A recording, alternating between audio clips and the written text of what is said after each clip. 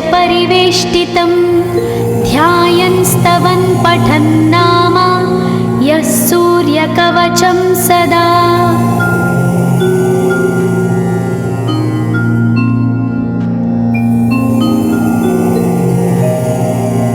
कवचं गृणिः पातु शिरोदेशं सूर्यः पालं च पातु मे आदित्यो लोचने पातु श्रुतिपातः प्रभाकरः घ्राणं पातु सदा भानो अर्क पातु तथा।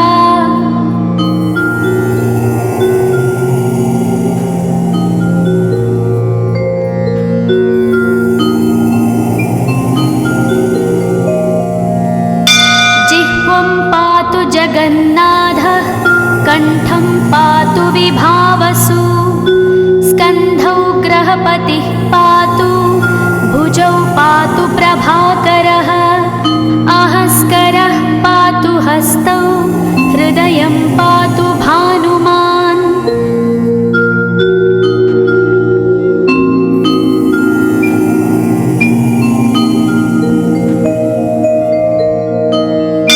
मध्यं च पातु सप्ताश्वो नाभिं पातु नभोमणिः द्वादशात्मा कटिं पातु सविता पातु सक्तिनी ऊरू पातु सुरश्रेष्ठो जानुनी पातु भास्करः जङ्घे पातु च मार्ताण्डो गुल्फौ पातु त्विषाम्पतिः।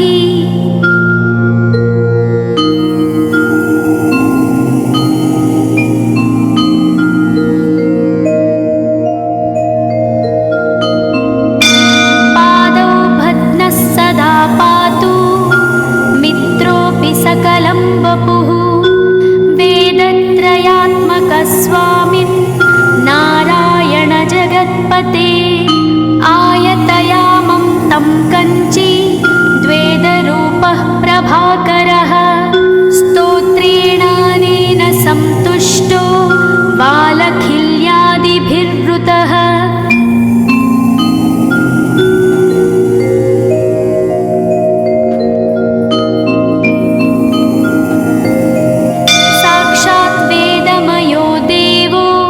रथारूढः समागतः तं दृष्ट्या सहस्तोत्थाय दण्डवत् प्रणमन् भुवि कृताञ्जलिपुटो भूत्वा सूर्यस्याग्रे स्तुवत्तदा वेदमूर्तिः महाभागो ज्ञानदृष्टिर्विचार्य च ब्रह्मणा स्थापितं पूर्वं यथा यमाविवर्जितम्।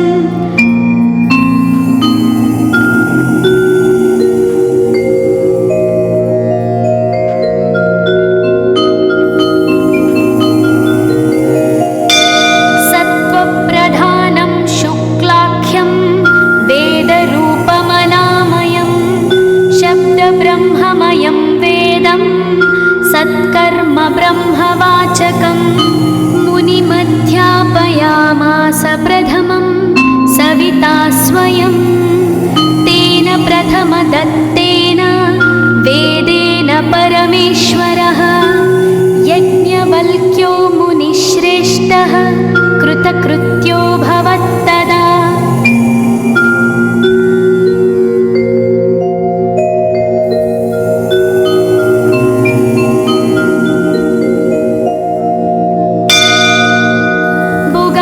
सकलान् वेदान् ज्ञातवान् सूर्यसन्निधौ इदं स्तोत्रं महापुण्यं पवित्रं पापनाशनं यः पठेच्छृणुयाद्वापि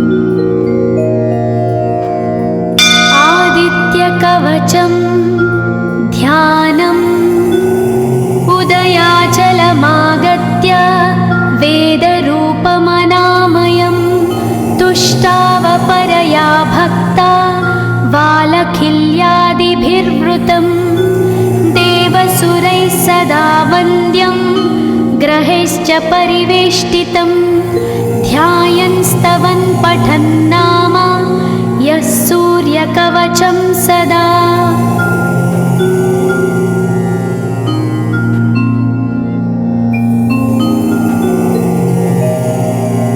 कवचं गृणिः पातु शिरोदेशं सूर्यः पालं च पातु मे आदित्यो लोचने पातु श्रुतिपातः प्रभाकरः घ्राणं पातु सदा भानो अर्क पातु तथा।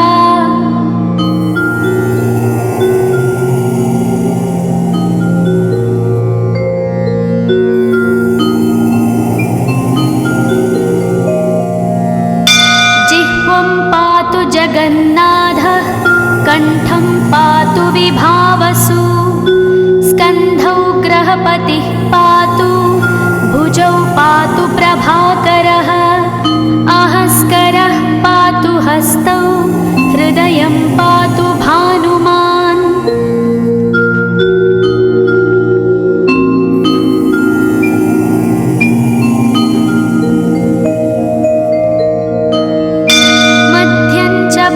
सप्ताश्वो नाभिं पातु नभोमणिः द्वादशात्मा कटिं पातु सविता पातु सक्तिनी ऊरू पातु सुरश्रेष्ठो जानुनी पातु भास्करः जङ्घे पातु च मार्ताण्डो गुल्फौ पातु त्विषाम्पतिः।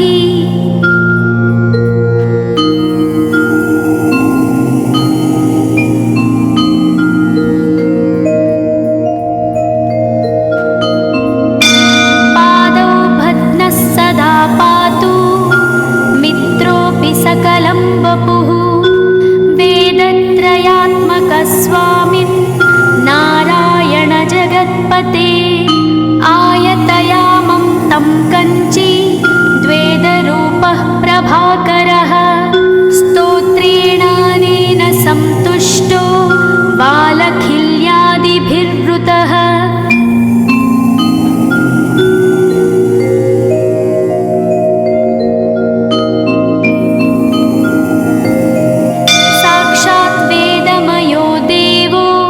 रथारूढः समागतः तं दृष्ट्या सहस्तोत्थाय दण्डवत् प्रणमन् भुवि कृताञ्जलिपुटो भूत्वा सूर्यस्याग्रे स्तुवत्तदा वेदमूर्तिः महाभागो ज्ञानदृष्टिर्विचार्य च ब्रह्मणा स्थापितं पूर्वं यथा यमाविवर्जितम्।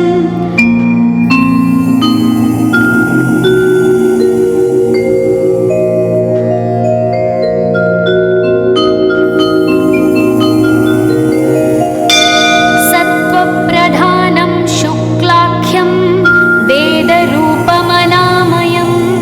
शब्दब्रह्ममयं वेदं सत्कर्म ब्रह्मवाचकम् मुनिमध्यापयामास प्रथमं सविता स्वयं तेन प्रथमदत्तेन वेदेन परमेश्वरः यज्ञवल्क्यो मुनिश्रेष्ठः कृतकृत्यो भवत्तदा।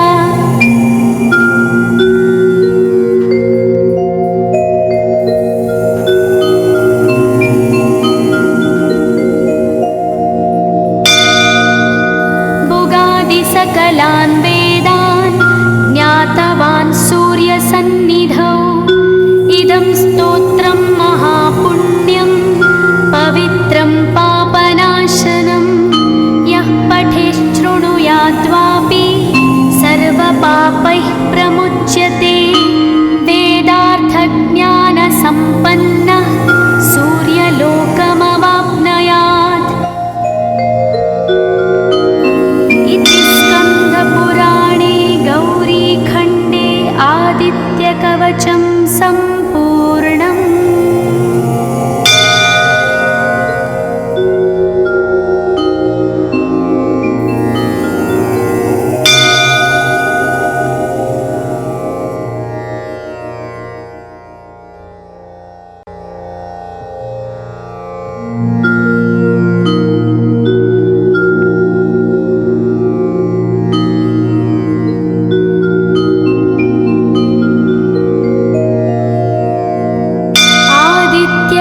कवचं ध्यानम् उदयाचलमागत्य वेदरूपमनामयं तुष्टावपरया भक्ता वालखिल्यादिभिर्वृतं देवसुरैः सदा वन्द्यं ग्रहैश्च परिवेष्टितं ध्यायन् स्तवन् पठन् नाम यः सूर्यकवचं सदा।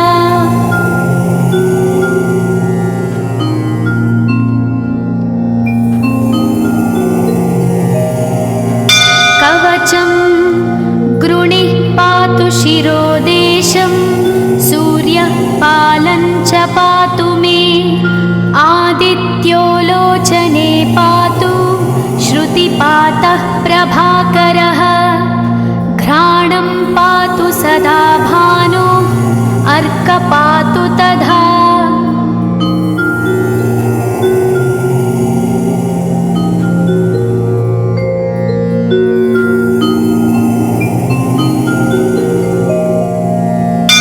जिह्वं पातु जगन्नाथः कण्ठं पातु विभावसु स्कन्धौ ग्रहपतिः पातु भुजौ पातु प्रभाकरः अहस्करः पातु हस्तौ हृदयं पातु भानुमान्।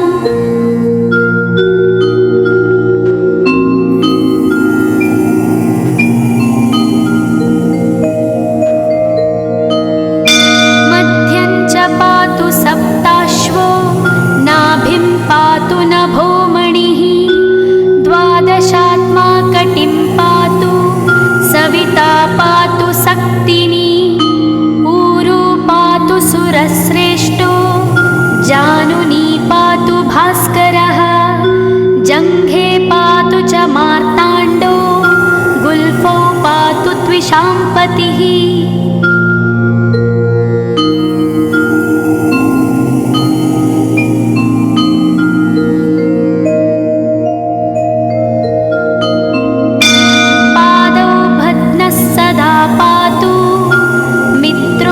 सकलं वपुः वेदत्रयात्मकस्वामिन् नारायण जगत्पते आयतयामं तं कञ्ची द्वेदरूपः प्रभाकरः स्तोत्रेणानेन सन्तुष्टो वालखिल्यादिभिर्वृतः।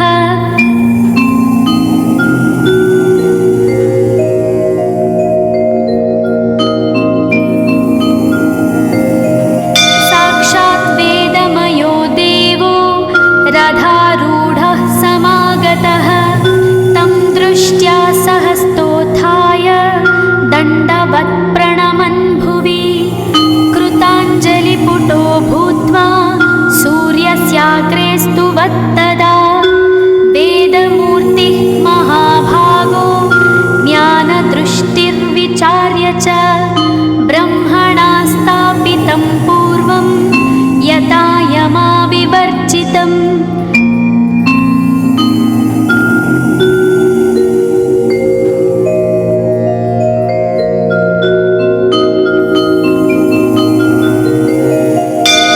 सत्त्वप्रधानं शुक्लाख्यं वेदरूपमनामयं शब्दब्रह्ममयं वेदं सत्कर्म ब्रह्मवाचकं मुनिमध्यापयामास प्रथमं सविता स्वयं तेन प्रथमदत्तेन वेदेन परमेश्वरः यज्ञवल्क्यो मुनिश्रेष्ठः कृतकृत्यो भवत्तदा।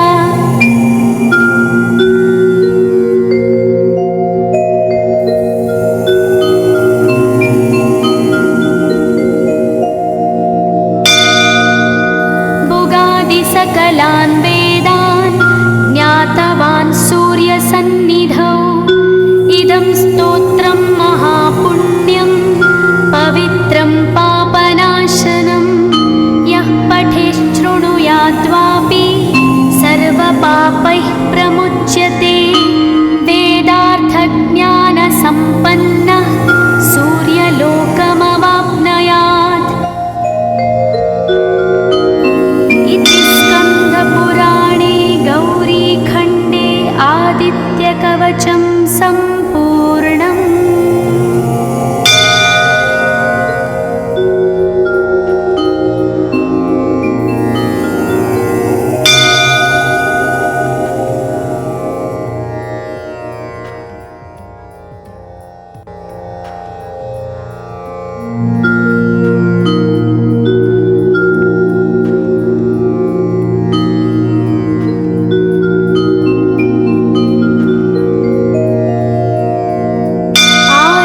सूर्यकवचं ध्यानम् उदयाचलमागत्य वेदरूपमनामयं तुष्टावपरया भक्ता वालखिल्यादिभिर्वृतं देवसुरैः सदा वन्द्यं ग्रहैश्च परिवेष्टितं ध्यायन् स्तवन् पठन् नाम यः सूर्यकवचं सदा।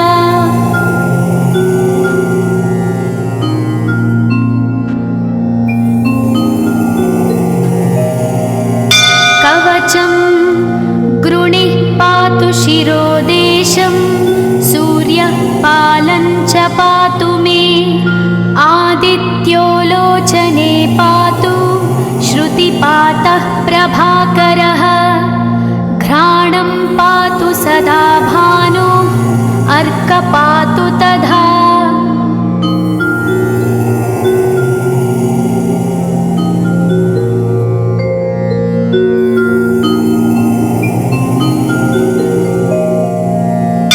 जिह्वं पातु जगन्नाथः कण्ठं पातु विभावसु स्कन्धौ ग्रहपतिः पातु भुजौ पातु प्रभाकरः अहस्करः पातु हस्तौ हृदयं पातु भानुमान्।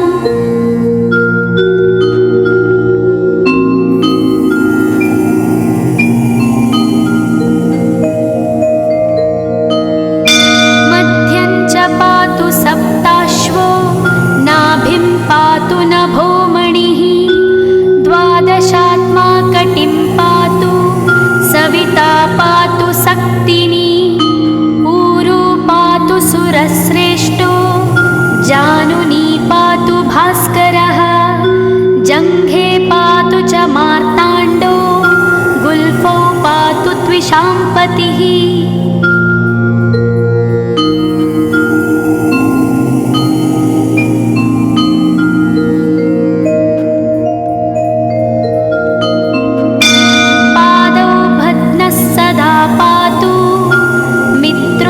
सकलं वपुः वेदत्रयात्मकस्वामिन् नारायण जगत्पते आयतयामं तं कञ्ची द्वेदरूपः प्रभाकरः स्तोत्रेणानेन सन्तुष्टो वालखिल्यादिभिर्वृतः।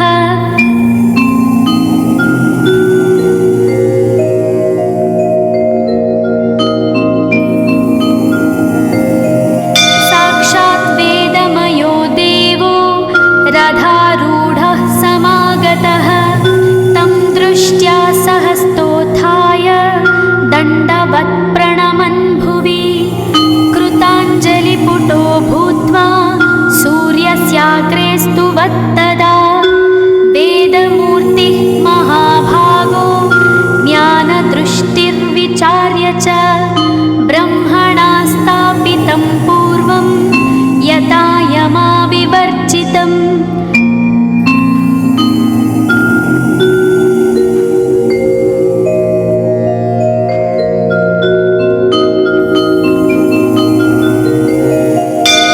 सत्त्वप्रधानं शुक्लाख्यं वेदरूपमनामयं शब्दब्रह्ममयं वेदं सत्कर्म ब्रह्मवाचकं मुनिमध्यापयामास प्रथमं सविता स्वयं तेन प्रथमदत्तेन वेदेन परमेश्वरः यज्ञवल्क्यो मुनिश्रेष्ठः कृतकृत्यो भवत्तदा।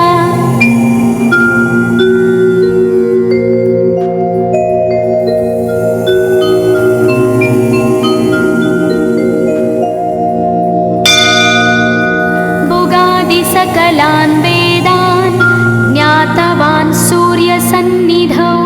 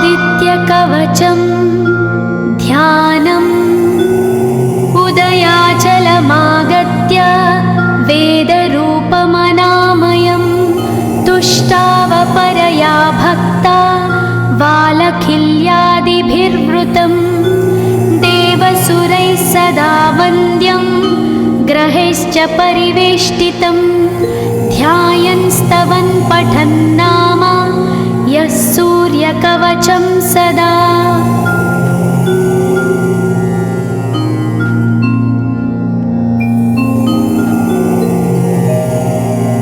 कवचं गृणिः पातु शिरोदेशं सूर्यः पालं च पातु मे आदित्यो लोचने पातु श्रुतिपातः प्रभाकरः घ्राणं पातु सदा भानो अर्क पातु तथा।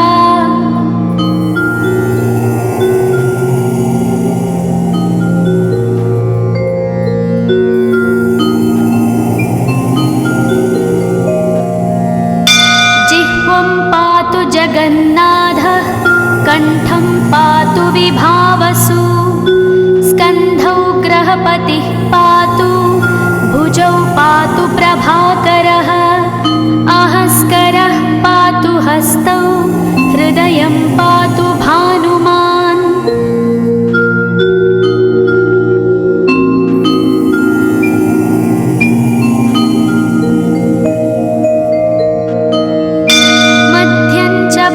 सप्ताश्वो नाभिं पातु नभोमणिः द्वादशात्मा कटिं पातु सविता पातु सक्तिनी ऊरू पातु सुरश्रेष्ठो जानुनी पातु भास्करः जङ्घे पातु च मार्ताण्डो गुल्फौ पातु त्विषाम्पतिः।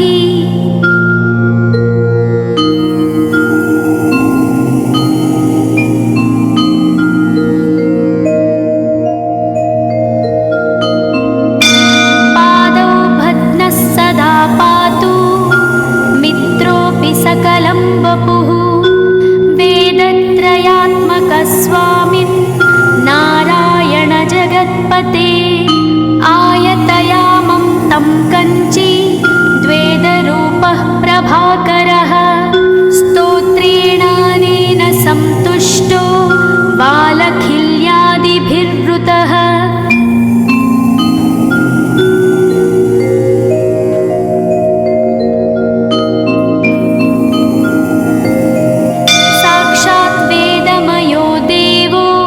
रथारूढः समागतः तं दृष्ट्या सहस्तोत्थाय दण्डवत् प्रणमन् भुवि कृताञ्जलिपुटो भूत्वा सूर्यस्याग्रे स्तुवत्तदा वेदमूर्तिः महाभागो ज्ञानदृष्टिर्विचार्य च ब्रह्मणा स्थापितं पूर्वं यथा यमाविवर्जितम्।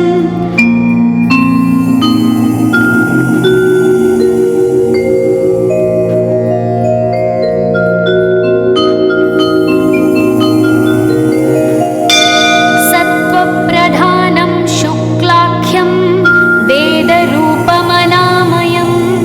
शब्दब्रह्ममयं वेदं सत्कर्म ब्रह्मवाचकम् मुनिमध्यापयामास प्रथमं सविता स्वयं तेन प्रथमदत्तेन वेदेन परमेश्वरः यज्ञवल्क्यो मुनिश्रेष्ठः कृतकृत्यो भवत्तदा।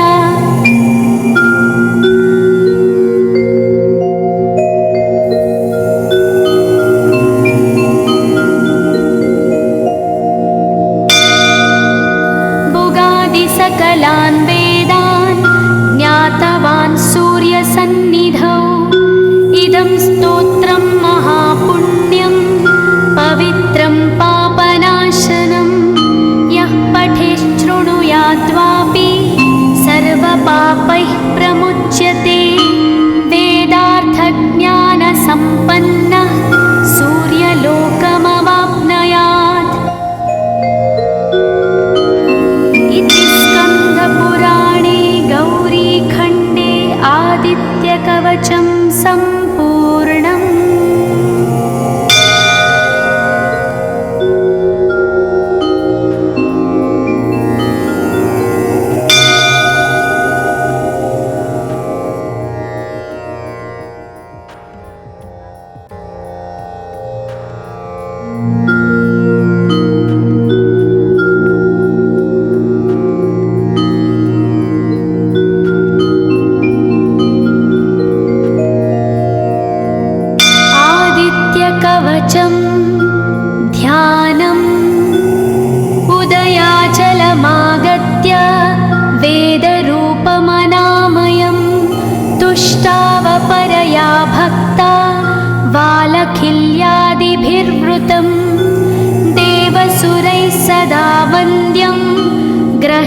परिवेष्टितं ध्यायन् स्तवन् पठन् नाम यः सूर्यकवचं सदा।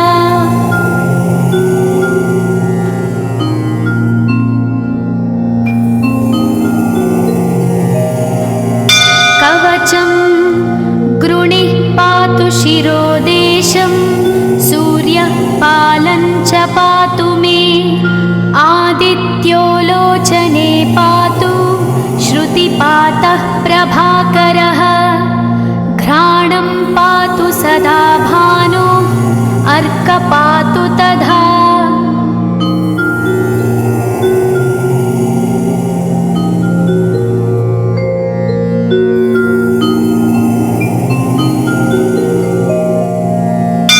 जिह्वं पातु जगन्नाथः कण्ठं पातु विभावसु स्कन्धौ ग्रहपतिः पातु भुजौ पातु प्रभाकरः अहस्करः पातु हस्तौ हृदयं पातु भानुमान्।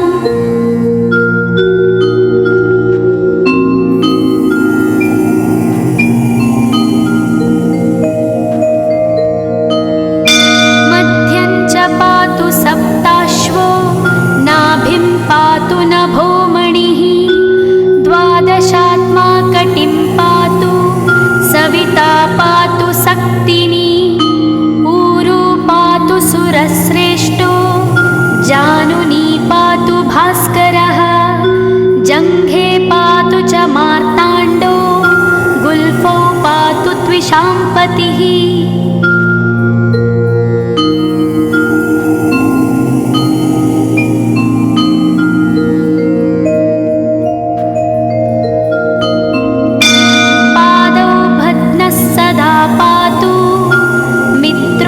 सकलं वपुः वेदत्रयात्मकस्वामिन् नारायण जगत्पते आयतयामं तं कञ्ची द्वेदरूपः प्रभाकरः स्तोत्रेणानेन सन्तुष्टो बालखिल्यादिभिर्वृतः।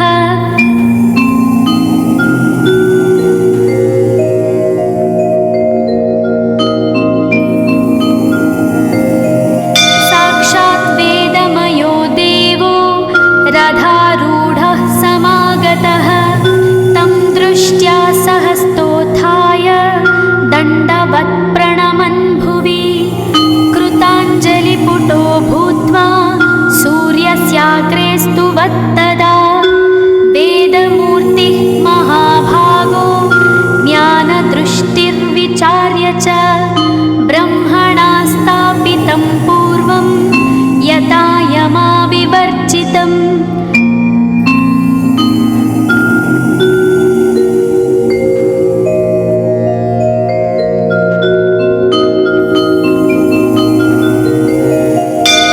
सत्त्वप्रधानं शुक्लाख्यं वेदरूपमनामयं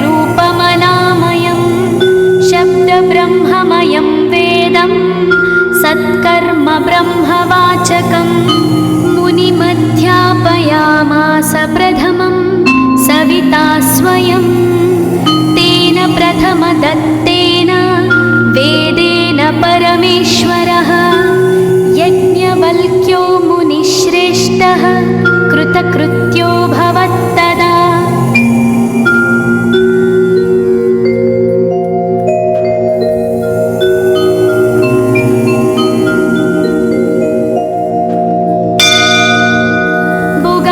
सकलान् वेदान् ज्ञातवान् सूर्यसन्निधौ इदं स्तोत्रं महापुण्यं पवित्रं पापनाशनं यः पठेच्छृणुयाद्वापि सर्वपापैः प्रमुच्यते वेदार्थज्ञानसम्पन्नः सूर्यलोकमवाप्नुयात्।